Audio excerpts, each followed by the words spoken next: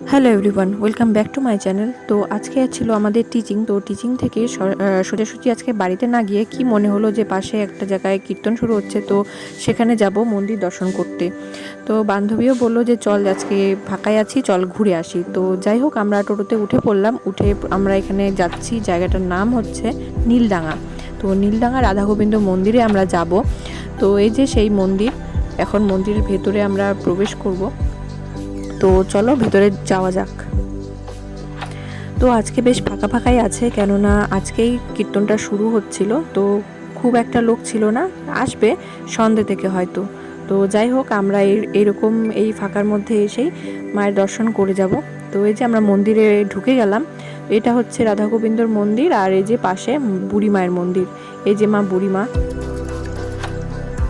দেখতেই পাচ্ছ। আর এখানে রয়েছেন জগন্নাথ দেব, আর সাথে রয়েছেন রাধা গোবিন্দ।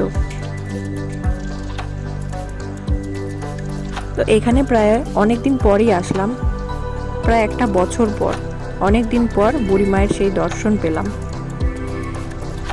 হুট করে না আসলে বোধহয় আসা হতো না। তো যাই হোক, এখানে হচ্ছে কীর্তন হবে, তো এখনও শুরু হয়নি, শুরু হবে, এখনও কিছুই হয়নি। তো যাই হোক, আমাদের মোটামুটি দর্শন কমপ্লিট। ভিডিওটা আর বেশি বড় করলাম না। Thanks for watching. দেখা হচ্ছে পরের ভিডিওতে। বাই।